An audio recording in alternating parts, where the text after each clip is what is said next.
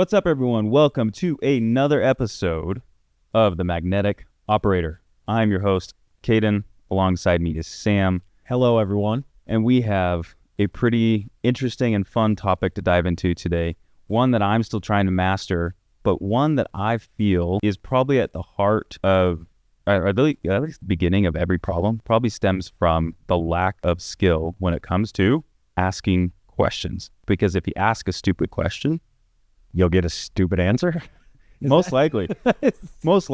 I've spent a bunch of time in all of my career reading books, and usually the most engaging type of question gets me to self-reflect. And most of the time, that's never going to come from a yes or no answer. So today we're going to dive into the transformational leadership that can happen when building service contractor teams, facility managers know how to ask better questions. Not only better questions to their employees, but better questions even to their clients. How it helps in sales, how it helps in marketing. Everything comes to the question you're asking and the community that typically would answer in the same way. Attracting talent is going to come from your ability to ask the right questions to discover. Sam, you and I have had many conversations on one's ability to discover. It's not just a sales tactic. It is, I think, at the core of relationships is the ability to ask good questions to develop a relationship. So to dive into today, I want to talk about the power of questioning. Hold on. I'm going to ask you a question, okay, to really get your mind going.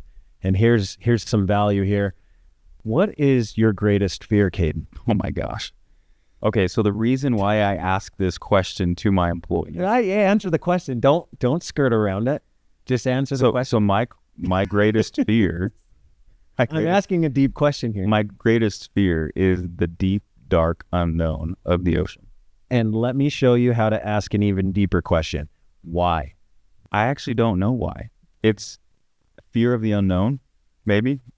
Fear of the unknown of what is at the bottom of the sea. Sure, and that can even happen in like a lake when it's like at dawn or dusk. Either one. Whatever time of day. Well, both those particular times when the water is really dark, it's just like, what's underneath me? Yeah, you're right. But I can be on a boat just fine. It's just, I don't know, maybe as a kid, I saw terrifying movies. I don't know. But even to this day, I literally, okay, real quick to this. If you have never experienced the new Apple Vision Pro, I haven't. Go to the Apple store. You can experience it, do a demo. But it's very real, the virtual reality presents. And I was in the middle of the demo, and the dude asked me, he said, do you have any fears, like scared of heights or anything? And I was like, why would you ask that question? I was like, no, I'm good. Lo and behold, guess where it went in the demo? Dropped right in the ocean. The deep, dark ocean. Literally, I had to hold my breath. It was, anyways, I don't know where that comes from. Well, I just learned a lot more about Caden, and that is what we want to talk about today. Why asking good questions actually gets you more information that you need to succeed. Now, I'm not going to take him on a boat in the middle of the ocean because he might just have a heart attack. I like Caden, so I don't want him to splash out. So, I mean, the reality is that as a leader, your ability to ask questions is going to stem not only from practice, but it's also going to come from the recipient and the responses that you're going to get to realize, like, being able to analyze. We're talking about steps in asking the right questions. We'll talk about later on about maybe some not so fun, dumb questions that aren't going to get you anything. We'll give you some exact examples of that. But I think one of the coolest moments that I ever had was when I paid for a mentor in 2017, did a whole year-long program with him.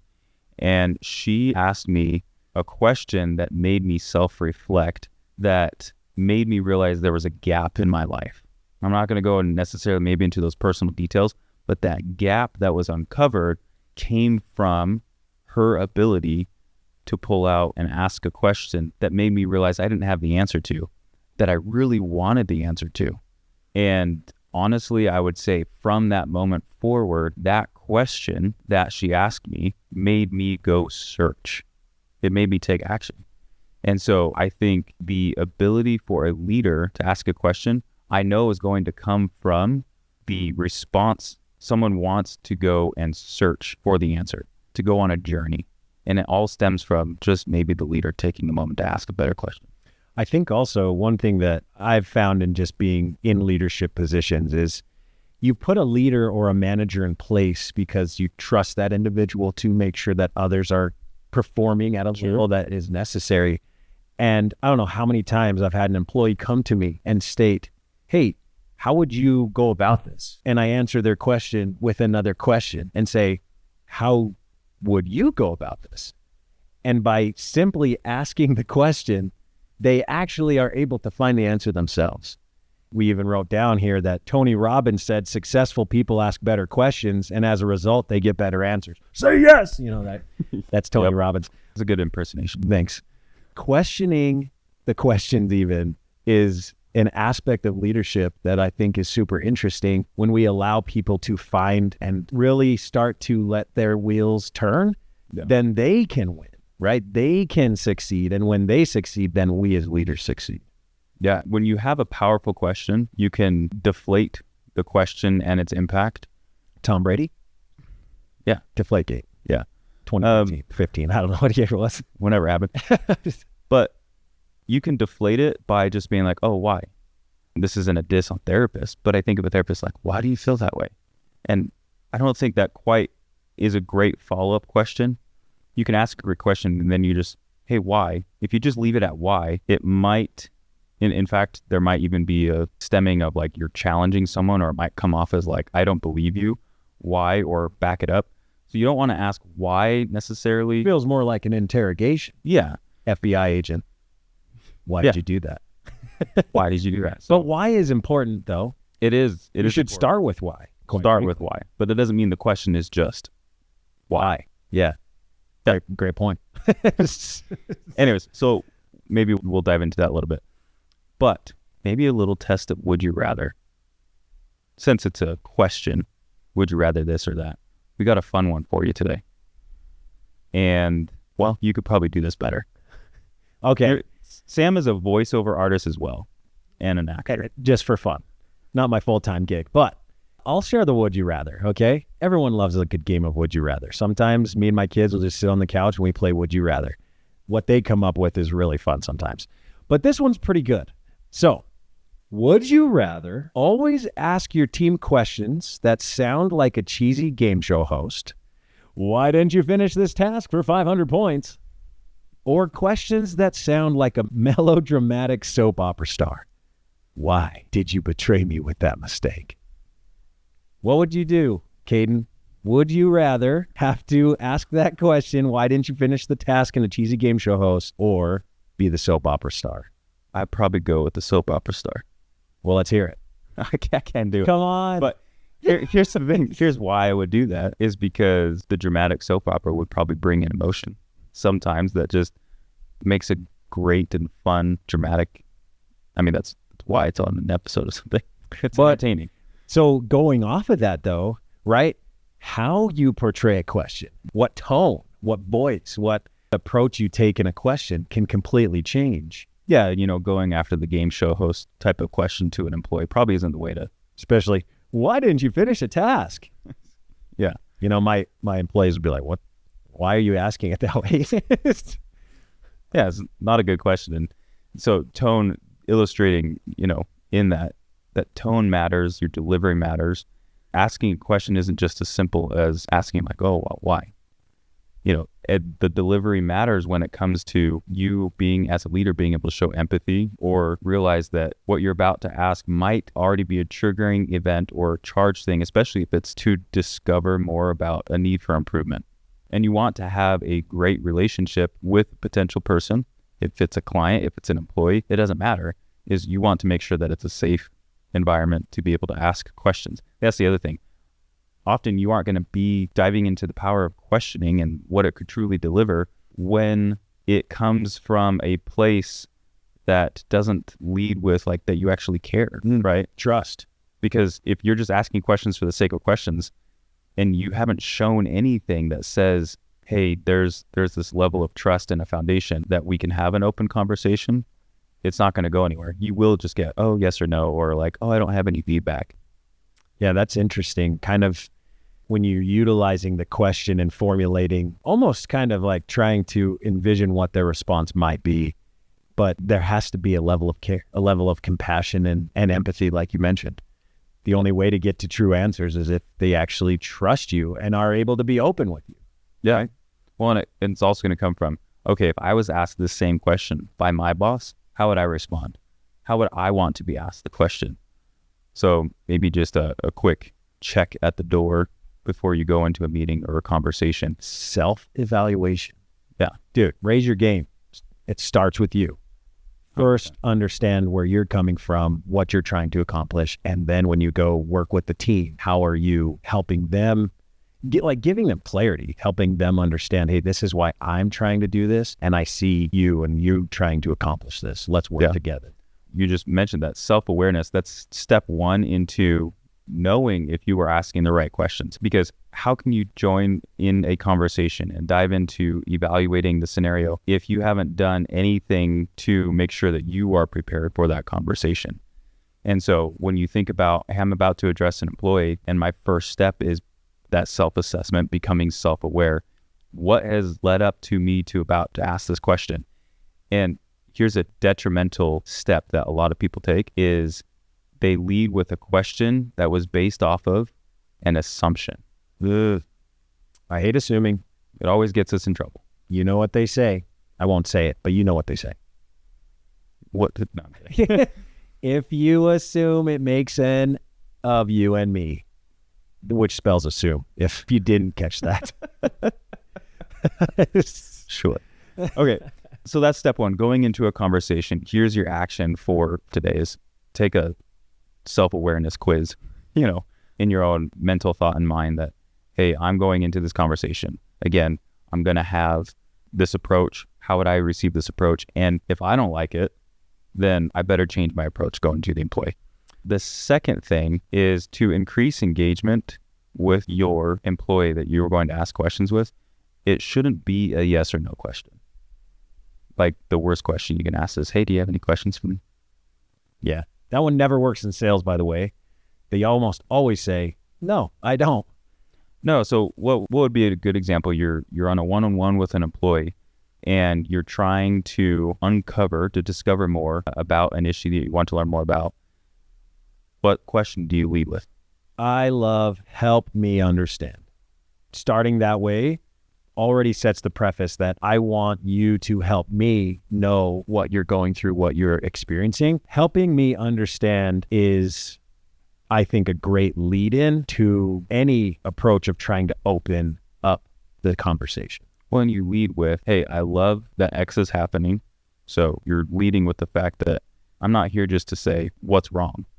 I'm just reminding you, here's where I do appreciate you, but here's now where I need you to improve. Or here's, even if it's I need you to improve, you may not have an understanding of what needs to be improved yet. Here's what I want to discover more about.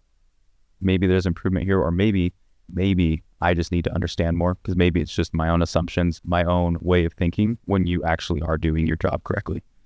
That's a great one. And at the core, when you lead with that, you lead with an opportunity that you're establishing trust, because you're going to start a relationship and a conversation when you dive into questions that says, hey, I love that this is happening. It's letting the employee know that, hey, you can trust that I'm looking out for everything that's happening, not just the issue that's at hand. From a prospective customer point too, what are some ways that you have experienced or like asking good questions to someone considering a service, right? Like I think about a framework that I've been using when I'm in a sales conversation. What's your current state? Tell me more about that. Walk me through your process, right? Yep. This is the Magnetic Operator podcast. It's all about understanding process, right? Yep. And even from an internal perspective, or if you're looking external, what's the current state? Where are you at? What's the pain you're experiencing? Help me understand that. Is there an impact? And if so, tell me about how it's impacting, right? It literally is. Instead of it just being a yes or no question, the best questions are how, why, when, what. Those will get you to the initial layer. And then as an onion, right? Ogres have layers. donkey. Right? Sorry. Must have been I had kids recently. Exactly. But you pull back the layers and you just keep getting deeper and deeper until you reach the answer of the ideal state. Like, where are you trying to be? So if it's an employee, a prospective customer, a customer, getting them to that level is just pulling back those layers. When you're trying to understand maybe the emotional tie to some of those answers, and we've talked about this before, but I love asking a rating type of question. Oh, yes. And it's because it allows you to pull in and set up the expectation that like, hey, here's the scenario and how would you rate this? And someone says, I'd give it a 7. It allows you to dive deeper into it and be like, not just, oh, why? I mean, why is a decent follow-up question there? But the better question is, hey, what would make it a 10? You pull out the expectations of what someone is feeling to say, I'm going to get it to a 10 by doing X. So when I'm sitting down with a one-on-one with an employee and I'm going to ask a question that says, hey, can you do me a favor? And on a scale of 0 to 10 or 1 to 10, 10 being like the perfect, almighty perfect leader, where would you rate me? Most people probably aren't comfortable giving you a 10. But whatever number they give, let's say they give you a 7, the ability for the conversation to open up and ask a question when you're trying to get feedback, whatever it may be, now says, okay, well, you rated me a 7. I'm curious, what does a 10 look like? Since we're hypothetically talking now, because now they can start telling you attributes and scenarios and might even be real things that have happened recently. Like in that situation, I would have given you a 10. But now they're teaching you because of the question you asked. Right? So that's why I love rating questions. It doesn't mean they're always applicable in the who, what, when, where, why, how, all those types of questions. But when you get to have someone, it adds an emotional aspect of it. Hey, give me a rating. Now it's I got to put a number on this. Awesome. So key points, really. The greatest takeaway from today's episode. What is it? One, it's asking questions is a muscle. You aren't going to learn it overnight. And so the best way to go do it is just to start asking more questions with your team member, being a leader. If you aren't holding one-on-ones, if that's not part of your operational framework, we'll dive into that. Not part of your MO. Yeah. We'll dive into that in another episode. But MO stands for what? Modus Mater Operato. No. No, not at all. Is it Greek or Italian? I don't remember the origins of it. Anyways, we just looked it up because I've always referenced this, what is your MO, which has to do with how you operate. Okay. Yes, your operation. But which is why it's also part of when we say, what is your MO, we're also referring to what is your magnetic operations, what is your style, and how you are going to operate your facility service team, your employees. Be known for the way you bring in talent, the way you attract talent, the way you bring customers in. All comes from your ability to have an operational framework as a business that is magnetic, that lures people in. It attracts people to you because of the way you operate. It increases productivity. It lets employees' retention skyrocket. All of those things come down to what I believe one of the greatest assets as an organization is your processes and your employees that get to funnel in these processes because you built them on a solid foundation of a magnetic operational framework makes people want to stay, want to enjoy their work, and to have the job satisfaction and happiness level that honestly at the heart of every human being we all desire. And when employees are productive and feel successful and are actually accomplishing the work, guess what happens? You get more customers because the function of your business is actually thriving through your people. Your vibe attracts your tribe. Update the process, get the people bring the business. 100%. So hopefully you have some golden nuggets and takeaways from that to go learn how to ask better questions. Go practice. Rule number 1, be self-aware first. How would you receive the question? Go practice in the mirror, right? Does your body language communicate like, oh, I better not tone, voice, all of that? I had the resting pissed off face. We won't get into that. Yeah. But go practice. Start with being self-aware and take a self-assessment on how you would receive it. And then go have the conversation because you've already kind of gotten out the rehearsal in the mirror. And you'll be surprised on the level of conversation you end up having with employees. And that is your assignment. And I hope you take it away and actually go learn from it and go experience. We'd love to hear stories. Comment on this podcast in the comment section. What happened when you used these techniques? Did you end up having a better conversation? We want to hear about it. Okay, that's it. And that's a wrap on the episode of The Magnetic Operator. Thanks, everyone. Thanks.